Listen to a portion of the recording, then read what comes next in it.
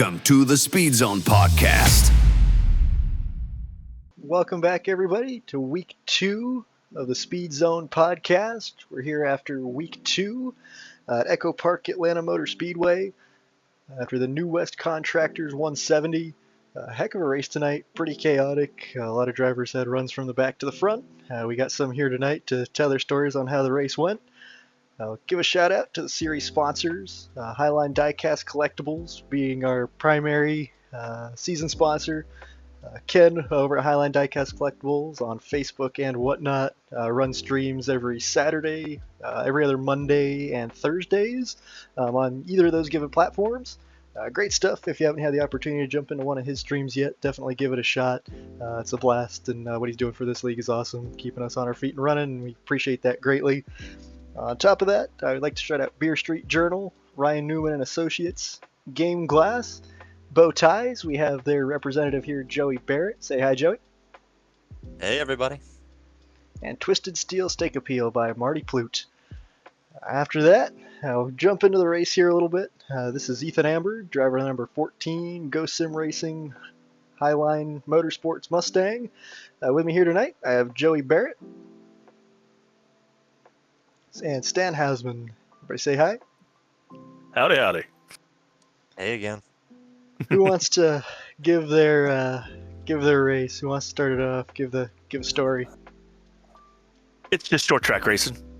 It really is. It is this place, that's for sure. Feels like it. I think this is probably what like racing Bristol back in the day was, where it was just chaos and only one other lane to escape to, and everything happens so quick. You're gonna get swept into it no matter what. But I will say this: like over and above last year's races at Echo Park, where you couldn't seem to get any runs going. Like the draft just kind of died. It was a little bit better this time around, so they fixed something with their arrow or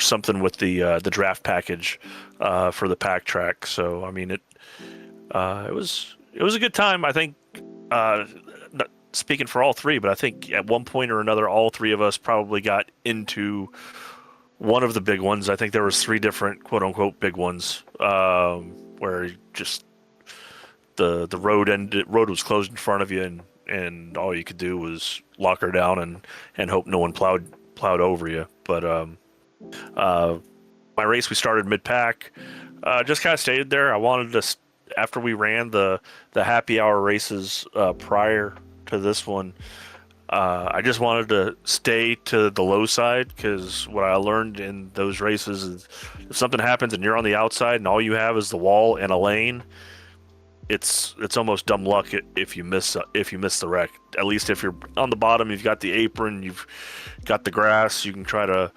outrun a car spinning around you. But and that worked for the most part until the wreck that happened lap 60 something, lap 60 some odd, 65, 66. Just couldn't get low enough, got clipped, got about a minute and 15 worth of damage. Got that fixed up. Then had a pretty good shot there at the end. Just had a computer issue snag me with about 10 to go. I was actually right behind Joey. And we'd started getting the high line going to try to get around Cosman, because I don't know what he has with that Romanian internet connection or what, but man, the bad stuff never seems to get in his way, and he always seems to find the front. So but overall, I mean, it was a fun night. It's just it's like the Cup guys say, it's so different than Daytona or Talladega. When you finish the race at Atlanta, you're kind of just like mentally exhausted from keeping the car from breaking loose, or making sure you're not running over someone and getting them loose, or watching you get an arrow push because someone came across your bumper. But overall, it was a fun night. I think finished 21st, so we'll take some points and move a little bit further up the pecking order. And get ready for COTA next week. How was your night, Joey? Well, I did not start in the middle. Or did I start in the front? I started in the back. I intentionally put down the slowest qualifying lap that I could, just from being in the practice heat that we had. The first one I was in that one, and it was, man, if it's just everybody was taking it 3 wide in those practices, and people getting wiped out. So I was like, I'm just gonna stay at the bottom, and I'm gonna just bide my time and try to work my way through the field slowly. But what always ends up happening is whatever plan you end up having, like, doesn't work out. So I was okay at the beginning. There's the first big one.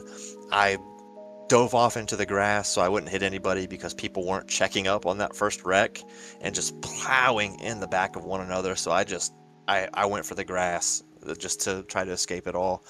And then found myself in the middle of the pack, and then just slowly moving my way up and just kind of dreading it the whole time. Like, man, I don't really want to, like, I want to be here, but I don't want to be here type of thing. Because you're just waiting for the next one to happen. And I missed most of them. There was a time where Philip spun out, and when he started his spin, he actually doored the side of my car, and I was somehow able to keep it straight. There was a time when Ethan checked up, and I literally like slingshot right in front of him. I was so close to wiping both of us out. And then I can't remember their names, but the guys who were driving the Fords that were up front, about got into one of them and got wiped out. It was just, I was trying to survive, and then I was up front. And then that last wreck right at the end of the race that brought out that last caution, I got damaged from that. So I was like, well, I'm not pitting. So there's green, white checker. I was like, I'm not pitting. So it went green, and I was able to hold it there for a while, but I lost speed just because of the damage on my left front, and I got past there once or twice at the end, but I finished somewhere in the top 10. So I'm happy with that. Just glad to survive, really. Yeah, that Yeah, moment big you were 6th talking place about, finish. that was actually pretty good finish. Yeah, heck yeah. That moment you were talking about where you leapfrogged me, that was terrifying. The cars in front of me just came to a dead stop, and I think it was the middle of the tri-oval, and I had nowhere to go but the back of the car in front of me. I was like, ooh! I had no idea what was happening. That was sketchy, that's for sure. If I would have reacted even like just a pinch later, I would have just ran it right in the back of you. I have no idea how Oh yeah. we survived that. Oh yeah, it was sketchy. There were a lot of checkups on the inside lane tonight. It was just a matter of everybody trying to be probably careful, not push the pusher too hard. But if you were like the 6th, 7th, 8th, 9th, 10th car in line, the checkups were rough on the bottom. You had to super anticipate it. Yeah, all I was doing, like, I was just keeping a 2 car lengths in front, or allowed the guy to be in front of me by about 2 car lengths because I knew it was going to happen. Like, we were just, for whatever reason, going into the corner, everyone would check up, so I would like tap the brakes a little bit going into the corner, and then close up in on the checkup and move on and move right back on. Like, it literally, you could see it about to happen. You're just like, all right, it's like Kyle Busch did at Daytona. It's like, I'm not going to race into the checkup. You know, I'll just take my foot off and coast on back up to him. But speaking of coasting, how do you not beat Cosman?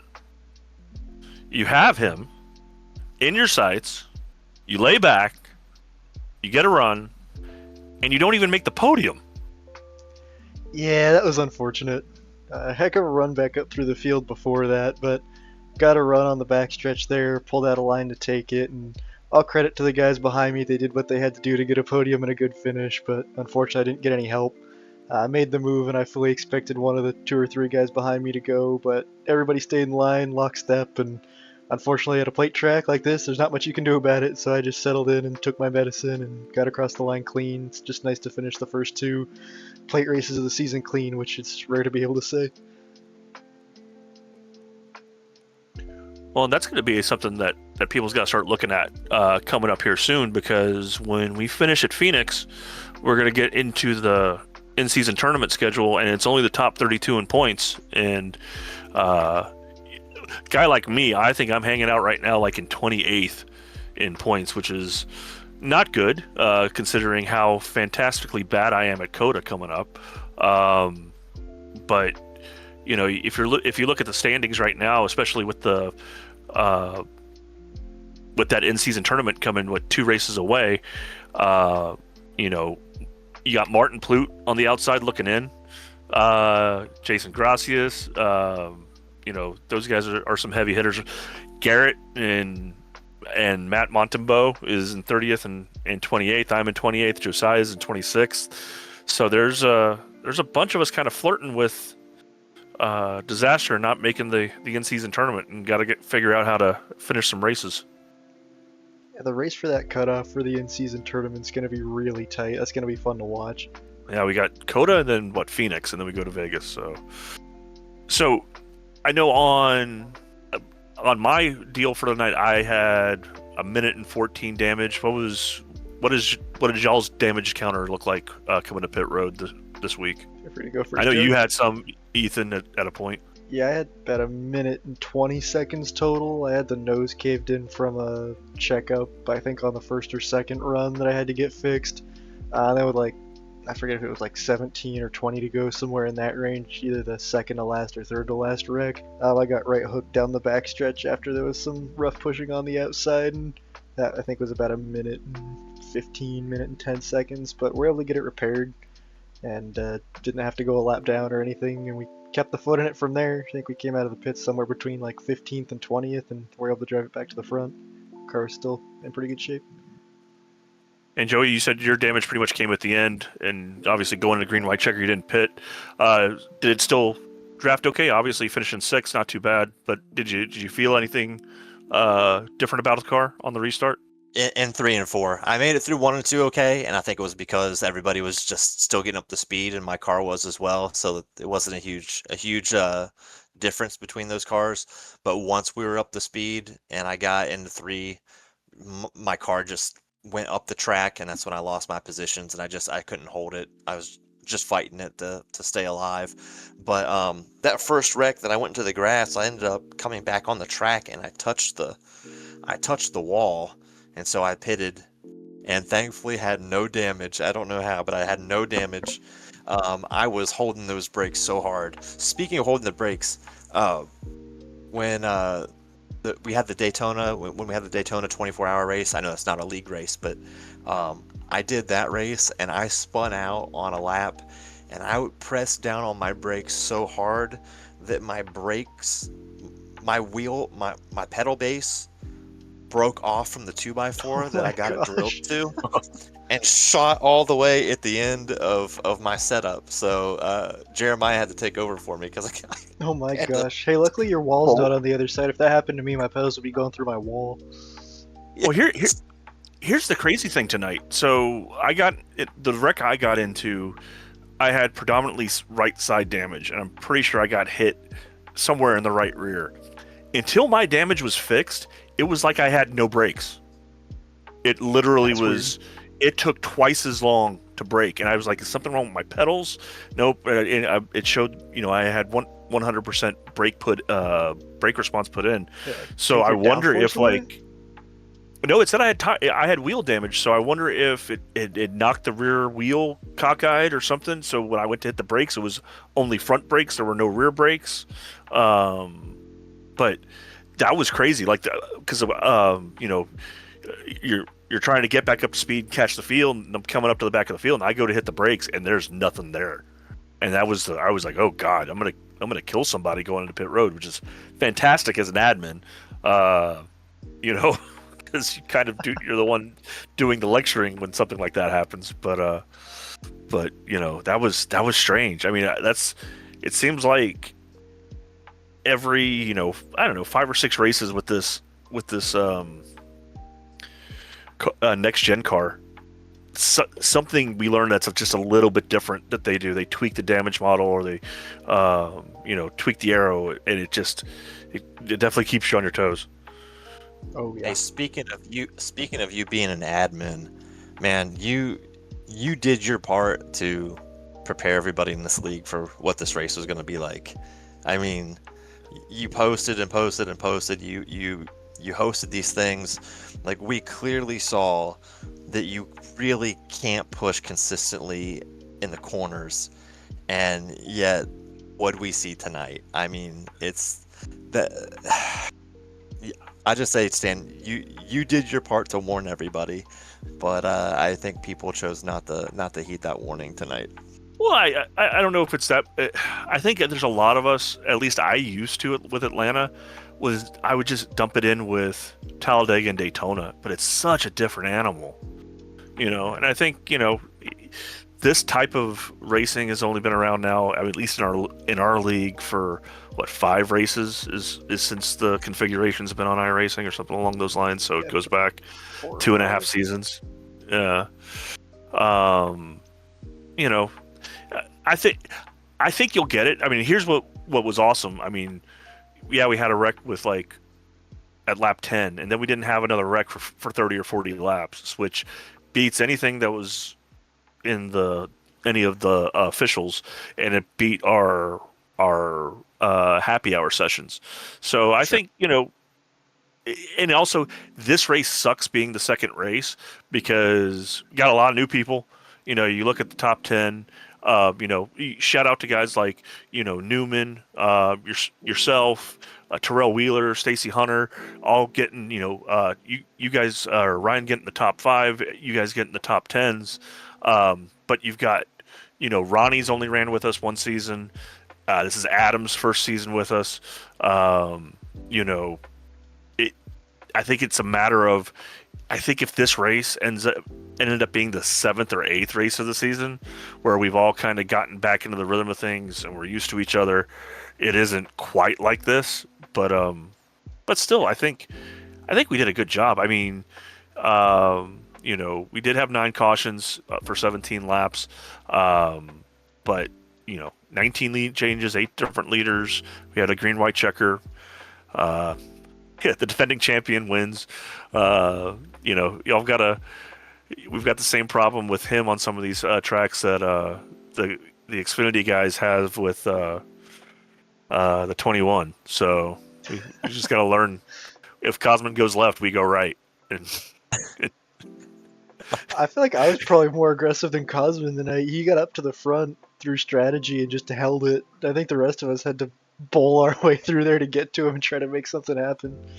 I mean, yeah. I mean, he was in the back for he gave up track position on the first caution at lap 10, and he didn't break back into the top 10, I want to say, until after the caution on lap 60 or lap 70.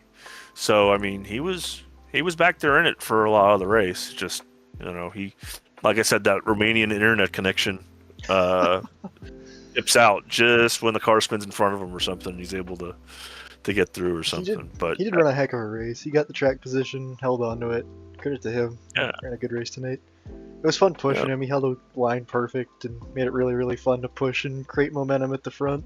I agree. I mean, and again, I think at the end of the day, you get people away from the frustrating parts, and here's the thing that it's at Atlanta. You're going to get wrecked. I hate to say it. If something happens in the corner, something happens, depending on where you are in the straightaway, there's just not a lot of room to bail. And you can jam on the brakes and slide into the guy in front of you. You can try to just let off the gas and try to remain under control and try to direct the car. But I mean, at the end of the day, it's, all you can do. A shout out to Minazzi. Minazzi passed 52 cars today. Oh my, that's hard charger of the year probably. I don't see anybody else passing more than that. To give you an idea, because like I said, Cosman had track position, went back to the middle, came back. He had 16 total passes. Joey, you had... goodness gracious. Your total net passes was 14. There's someone down here with 50. Who had 50? Sidarius had 50 total passes today. That's awesome. I don't have my hand. I'd have to double check. Ethan Amberg, 35. Not bad. So I had 30. But yeah, I think we're just figuring it out. And at the end of the day, I'll say this, Atlanta will be the start for season 2. I think it'll be fun. I think every race that we've ran at Atlanta, we've gotten a little bit better and a little bit better. There's been more cars running at the end. So we just got to keep progressing. I feel like every Atlanta race has been a little different too. Like the first one we ran, you could push really hard. It was like Daytona or Talladega. The second one we ran with the old aero package was like that too. You could just hook up on somebody's bumper and push them for a whole 2 or 3 laps.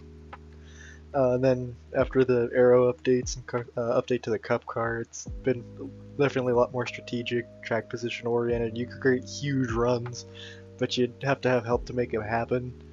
The big thing I learned this week, and I wish I had learned about Atlanta sooner, is it seems like you have to commit to a move. You can't waffle a move, you can't think about it. If you think about a move too long, or if you hesitate, you're either going to cause a wreck, you're going to lose the opportunity just because things happen so fast. No, I completely agree.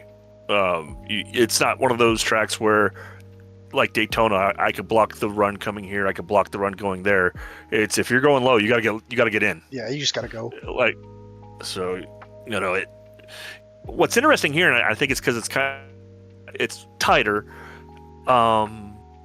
Shooting the middle, you can get a lot of run if you're in that center lane, but it's dangerous. There's I guess you're picking up the side drafts from both sides because they're forced to be there because you're running 3 wide on a 4-lane track.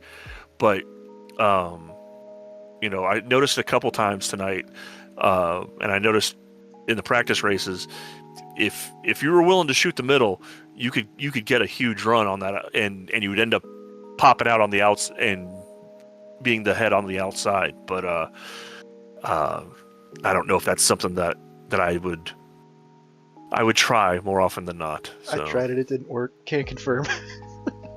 Yeah, well, every time I saw that during that practice race we had, it always ended in somebody crashing. So that's why I was convinced I just need to start in the back and stay down low and try to survive the first couple wrecks, because I thought people were going to be sending it early.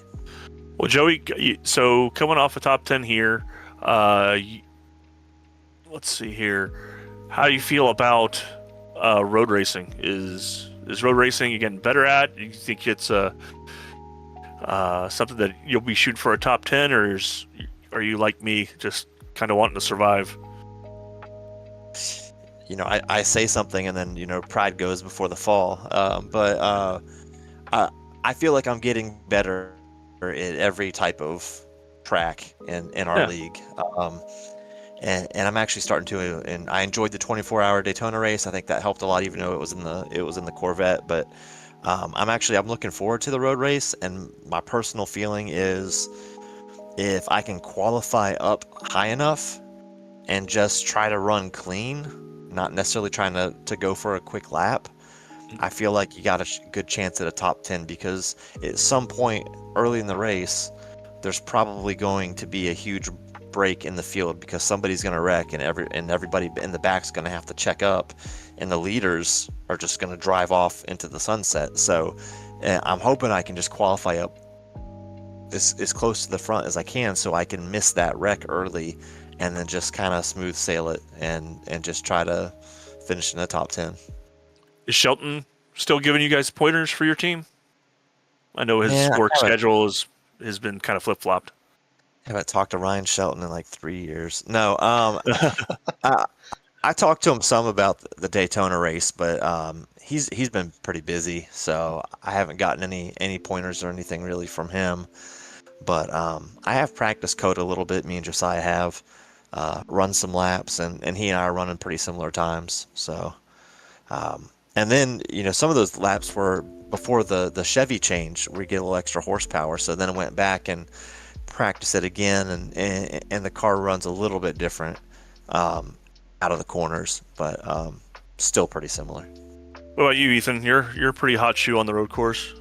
I'm excited for COTA. I kind of just want to keep the string of good finishes going and being consistent for the championship all around. But I personally look at next week as an opportunity to hopefully get in the win column. It depends on, as you described, if our league's Shane Van Gisbergen shows up, Ryan Shelton. If he runs next week, we are all in desperate trouble. But if he doesn't, I think it's going to be a little bit more wide open. I think Phillip's going to be really quick. There's a lot of other guys that are usually pretty quick on road courses here, so it'll be a good race. I hope to at least get the first podium of the season next week, keep it on the track, and have a good time. It does look like, with the last handful of updates that have come over the last couple seasons since we last ran at COTA, that the off tracks are a lot more forgiving. You can go all 4 tires off, like at exit of turn 1, the final corner, second to last corner, and not get a 1x anymore. So hopefully we don't have people getting like 30, 35, 40 X's in a single race there. You mean like me? Yeah, it happens. I almost got there. I got like 20 something last time we ran there, I think. I had so many X's at COTA that for that season, it put me in the top 5 in incident points for the entire season. Because I want to say I had like 39. Because literally, I'd get a 1x, I'd get a 1x, I'd get a 1x. You know, it was just ridiculous. But you know, it is what it is. I enjoy road racing. I'm not good at it. I just don't have the time to practice, put into it. But I always look forward to different tracks like that. So it's, you know, it'll be fun. And considering, Ethan, you are our provisional points leader right now, unofficially. 2 points over Jordan. 2 points over Jordan Fisher, and 4 points over third place Ronnie Norman and Philip Scott. Shout out to Scott Leonard, who's 5th in points. Joey, you're right now 16th. You are 9 points on the other side of the cut line for the playoffs. You have to chase down a wild Colton Easter Day in 10th right now. Okay. Right here, Hocevar? No, I'm just kidding. Colton Hocevar, yeah. Love you, Colton. I'm just kidding. I'm not. You can DM me. No, I like Colton. He's very spirited. But I think right now the name kind of fits. But it'll be interesting to see how the new guys do. I mean, because right now, you know, Jordan Fisher has looked really good at the first 2 races. When we've done the practice races, he's jumped in. You know, so he may be a formidable person to maybe give Cosman a run for his money. Same thing with, I think it's his teammate is Adam Kolowaski in the 45. But Grant Applegate as well. I mean, he's showed up and he's gotten the top 10. So there's some new blood around that it'll be interesting to see how they shape up at COTA. So For sure. Excited to see how everybody that's new in the league runs. It'll be a good time. Yeah, in addition to the new guys that seem to have some pretty good skill and speed, you know, I've noticed even from the off season that we had and the races that we ran, that we have some guys in our league that are getting quicker, like that are getting faster and they're getting better. I mean, Nate. I mean, he won Daytona, did such a good job. Newman, I would include Easter Day is someone that looks like they're getting faster and better. I mean, we got guys that are definitely getting better in our league. Is making it more competitive, which is good. No, I completely agree. You know, it constantly, you know, and I think that's the good thing about the league. One, it being free. It allows people from all across the spectrum, whether you're a 4,000 I rating or a 1,600 I rating, and for the most part, everyone's kind of understanding. Like, you know, things happen on the track. At one point or another, I've wrecked somebody. At one point or another, Ethan's wrecked someone. Lord knows if you get me and Martin Plute together in the same row, for whatever reason, we end up wrecking each other. I have no clue why. But it's a good place to learn, and it's good to see these guys not give up on it, get quicker. Scott Leonard is 5th in points right now with his second place finish, and I believe he finished in top 15 this past week, or this past race at Atlanta. So, it'll be interesting to see how everything shakes out, because guys like Munatsi isn't going to hang. They're not going to hang around in 12th. It looks like same thing for guys like Justin Maiello, who's he's had a rough start to the season with a couple of wrecks, and he's 23rd in points. So Josiah's back there. Josiah always has speed. I know Jeremiah seems to be more consistently the higher points getter, but I'm always typically impressed with how Josiah runs, and he's back here with me in points right now. He's at 26, so but he's not going to stay back there. He'll be someone to watch for the playoffs to get up in the top 10. So it'll be I think it's going to be an interesting season. 1000%. There's a lot of variety. I think we're running Pocono for the first time in forever this season, so I think we're going to have some comers and goers. There's a lot of opportunities for people who maybe aren't great at certain types of tracks to find tracks they're better at and have good runs. So I think the points are going to ebb and flow a lot, and it's going to be a competitive season. Yep. Hey, we were Ethan. You were in the Discord channel with me earlier. We were talking about Ryan being so good at the road races, and I talked about there was somebody who drove a 34 car that they didn't run like a full season, but every time they ran, they were right there winning the race or fighting Ryan for the win. I went back and looked. It was the 2024 season B, I think, and the guy's name was Brandon Fetterplace. Oh, and yeah, Brandon was quick. Yeah, he was so good. Anyway, that was random, but I figured I'd drop it. He was good, as well as in the championship year, he drove the 5 car, and he would purposely start in the back, and he would end up running down Ryan. Like, it was the craziest thing ever. I hadn't seen anything like it, and he won the championship that year. And the next year, he went to the 18 car. I want to say he was the 2024 B champion, and I cannot remember his name to save my life. Anderson. But Bobby Anderson, there you go. And so we got some guys who might be a one and done who give Cosman a run for his money. From what Ethan's telling me, Cosman's having fun, and he says he's gonna try to make more races. At first, Cosman didn't think he was gonna make very many races, so so we definitely have the rabbit to try to catch. Oh, 100%. It's gonna be competitive. It's gonna be fun. There's gonna be a ton of hard racing from here on out. As always, it's good stuff. That's what we're here for, right? Definitely. And, a big shout out to Joey, the bow tie sponsorship that he does. It's the post-race interview sponsorship. But what's really cool is if you win a race, and it's your first race of the season. So if you win 6, you don't get 6. But his company is bow ties that he's a part of. So the winner gets a free bow tie, which is really, really cool. And he'll even send one to Romania for Cosman, which is dedication.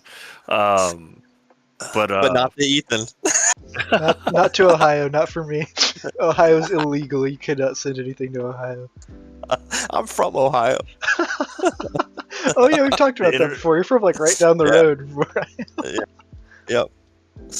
Oh man. Well, thank you for giving me the shout out for the company. I just started it. They're all handmade. I came up with this little 3D printed design where I glue on the back of them, and so they just slide over the top button of your shirt. And I've been trying to grow it into a legitimate business. It's been kind of a hobby. And actually, I just met in my first retail store earlier this week. Oh, congratulations! Showed them the ties. Yeah, I had this meeting. We talked. They loved it. They want me to critique it, fix a couple small things, and then they said that they're going to start selling them in their store. So that's kind of a huge step for me. That's awesome. It's actually making it a real business instead of just a hobby. But yeah, that's cool. I'm excited about it. And then I called actually a place right on the other side of the Ohio River in West Virginia, and I called them today, and they seem interested as well. But just, there's so much like startup costs when you're trying to do stuff. I looked into getting a patent for my button cover because nobody has anything like that. So it's going to cost me like 2 to 3 grand to file for a patent, and so I'm nervous about that, and just hope that I get it once I file it. Otherwise, that's a lot of money wasted. So I've been praying about that, hoping that I can go through with it. I've talked to people, and they're all like, if you're gonna do this, you got to do it the right way. So kind of go all in type of thing. So that's I'm aiming for it. We'll see if I make the mark. Oh, that's awesome. That's a big congratulations, man. Go get it, man. Huge. That's awesome. Yeah. I was gonna say something else. I've been thinking about, instead of like having people pick a bow tie, I've been thinking about going like to a store and getting some like black and white checkered, like a checkered design, they're all and then checkered just making flags. everybody, yeah, like a checkered flag bow tie. I've been thinking about doing that. I'd want one of those just to have. That'd be pretty awesome. Yeah. I got a question for you guys though about these first 2 races, because it is such a crapshoot to make it out of them alive. Do you guys worried at all that, like, with people getting, people who are really highly skilled guys in our league that are way back in the back right now, and then we got some new blood in there that are doing well? Do you feel like there's like some tension of like these first 2 races, there have been so many crashes that you're going to run the risk of guys like, I'm not giving an inch now, because every time I give an inch, somebody hits me from behind and takes me out of the race. So like, you're going to have like guys pressing, I think. So the next couple races are going to be, in my opinion, going to be really interesting. You know what? I think. Oh, go ahead, Ethan. I'm kind of excited for that. I think it's just going to lead to better racing. The more new people we get in that are running really fast and enjoying the league and running consistently, I think it just increases the compete level. Yeah, there's going to be maybe more contact, and it's hard door-to-door racing, but I mean, we wouldn't be here if we weren't here to have fun and race hard. So I think it just helps contribute to making the league a better place for people to grow and have fun. I think we're lucky how the schedule drops. And what I mean by that is we do go to COTA. Like, it's everyone's got kind of their hands full, so to speak. They're focusing on braking zones. They're racing the track there more than a place like Atlanta or a place like Daytona. I think if God forbid if NASCAR ever did, okay, we're gonna go Daytona, we're gonna go Atlanta, and then we're gonna go to Bristol, or Martinsville, I think we would have to change the schedule, because I think everybody would be at each other's throats.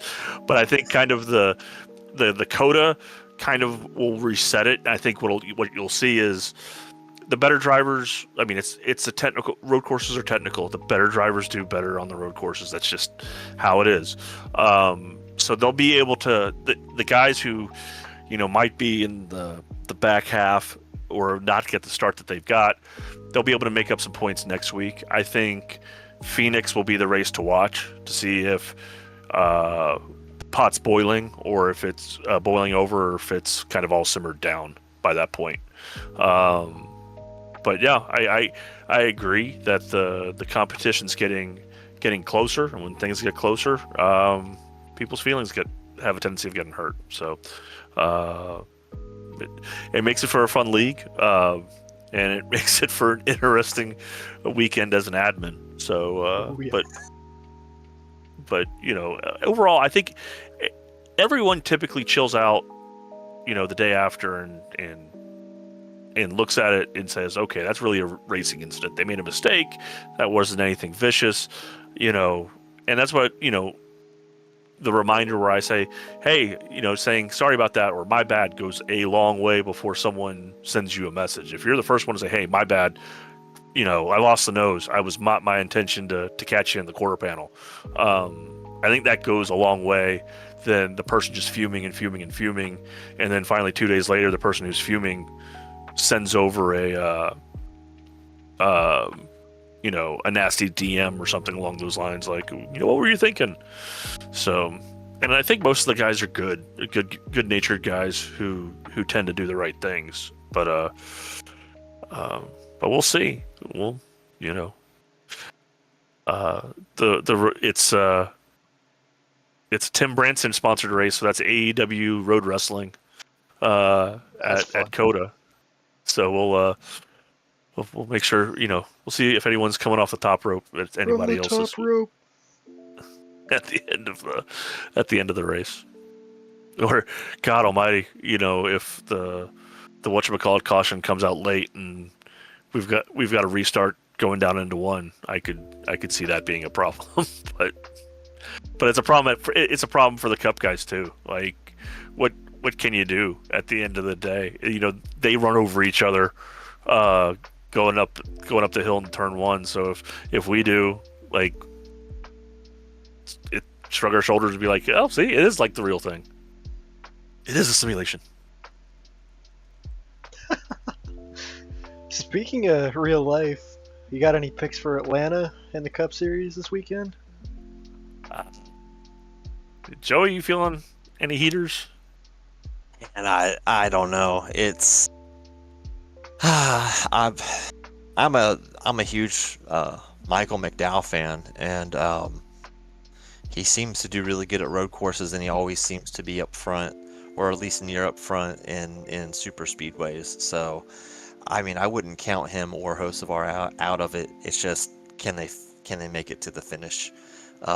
I know McDowell won Daytona like 3 years ago, and that's when I just started getting back into NASCAR. I actually had wrote him a letter, and he actually sent me like 3 autograph pictures back, and then he went on to win the Daytona 500 like the next week after I did that. But I really like him. I like that he's an outspoken Christian, and just a big fan of that. And I don't know if you guys heard about this, but apparently he and Bubba Wallace got back into it a few years ago, and Bubba got mad and threw his front bumper out in front of McDowell's trailer, and then McDowell took it and auctioned it off to support charity. And then I went back and looked, and Bubba was kind of like, you know, hats off to you, you know, kind of like good job, man, for doing that. But I like McDowell. He got up front there in Daytona, him and Hocevar both, and crashed. I'm kind of looking for one of them to pull it off. Now the Spire guys, I mean, heck, Hocevar, if they don't throw the caution on the last lap of the first Atlanta race last year, Hocevar probably wins that race because he's up beside Bell and he had the momentum. You know, and he ran really well. Hocevar ran really well. The second race as well. Yeah. I don't know. Like, you know, Brad was really close in the summer at Atlanta. I think he just kind of. I think people forget about that. Like, when Chase passed him, he didn't. He passed Brad K, and I think Brad mostly dominated that race.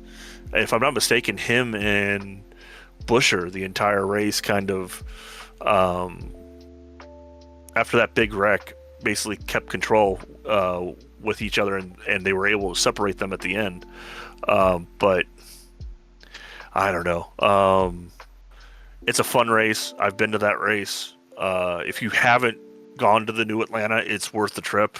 It really is. It's a ton of fun to watch. You can't, like, the runs, you don't even, TV doesn't do it justice. The way that you can, like, pick up out of the corner of your eye, you're like watching the first 3 rows of cars, and out of the corner of your eye you see, you know, in 15th on back there's a run coming. It's crazy. But I'm gonna go with a different Spire guy that's won at Atlanta, Daniel Suarez. That's a good pick. I think he might do something. He was doing well at Daytona, so, you know, we'll see. That's a good pick. If we're going back to that photo finish from a couple Atlanta races ago, that 3-wide photo finish, I'm going to take one of the guys that was on the short end of that stick, and I'll go with Ryan Blaney. Usually runs really well at all the plate tracks. Usually runs really well at Atlanta. Hopefully he gets done. I like Ryan Blaney. That mustache needs to be in victory lane before he gets rid of it. Well, fingers crossed they get Saturday in. I'm taking Chip on Saturday, so right now the forecast is rain off and on tomorrow and rain Saturday, but no rain Sunday. So if I've got to trade no rain on Sunday for a rained out Saturday, I'll do it for the good of everybody. But fingers crossed I can get the races in on Saturday too. For sure. You guys got a list of races you're trying to go to this year? No, as my son gets older and he's into it, like it's really cool. He's 7 years old. If we go on a long drive or, you typically have to have a screen around somewhere, an iPad or something. We did the double duty day on Saturday at Atlanta in last February for the trucks and what's now the O'Reilly series, and never wanted the iPad. Watched both races.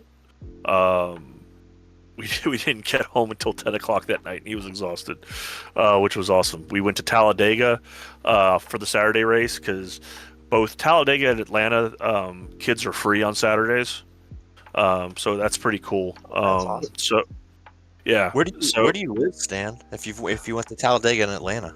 So if you live on the west side of Atlanta, it used to be the traffic was so bad getting out of Atlanta Motor Speedway, you could get home from Talladega sooner. I live on the northwest side of Atlanta, so Talladega is about an hour and 45-minute drive for me. Atlanta on the south side, or Echo Park on the south side, is about an hour. So, wow. So yeah, you're closer to Talladega than I am, and I live in Alabama. Well, what was crazy is for the longest time there was only one road to Atlanta Motor Speedway, and it was like it would take after a race 3 hours to get home. It was just absolutely horrible, and it doesn't matter, but it's really cool at least going east out of Talladega because it's 3 lanes all the way to the state line, and you don't need 3 lanes on I-20 for the traffic that I-20 typically has in that portion of Alabama. So it's just you don't hit any traffic. Once you get on the interstate, you're gone. Well, but to your point, races to try to go to. Darlington's on my list. I'd love to do Darlington. Same thing with Bristol. Bristol is usually my birthday weekend in August. So never done Bristol. I've done Charlotte. I've done the All-Star race at Charlotte. I've done the October race at Charlotte. I've done the Pepsi 400 in Daytona. I've done the Brickyard once. Obviously done Talladega a few times. But Darlington has been one I've kind of circled. So what about you guys? Anyone that y'all are looking on the schedule and thinking about, hey, maybe I can make that one? I've got Josiah and I. Oh, you go ahead. No, you're good. Go ahead. Fine, I will go ahead. Josiah and I have been talking about maybe trying to meet up and go to Bristol again this year at the night race. We did that a couple years ago and had a blast. So if his work schedule can work out, we'll try to do that. If not, then I'll have to regroup and try to find a race to go to. Probably a different one. Try to find something a little bit closer to where I'm at in Alabama. Or Nashville's good. Like that might be one that Nashville's not too bad of a drive from where I am in Atlanta. So yeah, but good deal. I have to get out to Indy this year. That's the closest and most convenient track for me to get to, being in Central Ohio. I've been to the IMSA race there 4 years in a row now, the Battle on the Bricks, but I haven't gotten out to the 400, so hope to do that this year. That's on the bucket list. I was lucky enough to do the inaugural Brickyard. Oh, that's awesome. I did. As a Jeff Gordon fan, I'm jealous. I wasn't born yet, but I'm jealous. I was 13 years old, and my friend's parents went, and they knew I was a big NASCAR fan, and my buddy obviously went, so they took me. But I've been lucky. I did the first Brickyard 400, and I did the 100th Indianapolis 500. Oh, that's awesome. So going to the 500 would be cool. Doing the 400 and the 500 in the same years, a pretty cool goal. If you do either, whether it's the 500 or the 400, go to or it's not IRP. What is it now? Is it O'Reilly Racing Park or? Yeah, just the short track that the Truck Series Lucas runs. Oil. Yeah, the Saturday night or Friday night, depending on the series that runs there, whether it's before the Indy 500 or before the Brickyard 400, such good racing, such good short track racing. It's such a good short track to go to. It's northwest of town, so if you're gonna do Indy, do one of the big Indy races. Make sure you take a look at the schedule at IRP and make sure you're up there for whatever they got going on that week.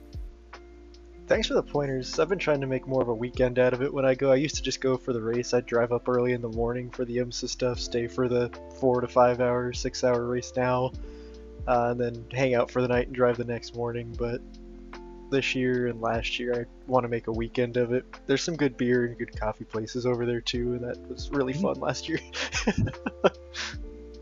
Stay in Elmo's, go get a steak and their shrimp cocktail. Oh yeah.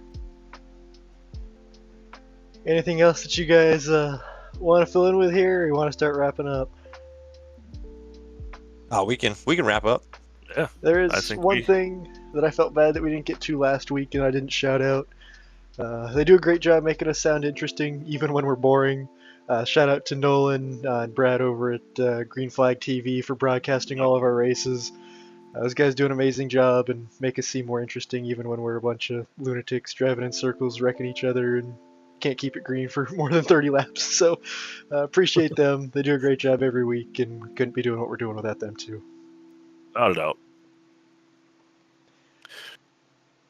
Well, Joey, thank you for being our guest this week. I know it's a little bit late, right after a race, but typically we get the best information as soon as we finish up. So glad you were able to jump on today. Yeah, I'm glad I didn't make too big of an idiot out of myself. So hopefully, guys will have me back after some of these other races. Cool. Anytime, just give us the word. Yeah, man, sounds good. All right. We'll be signing off here. Have a good day, everybody.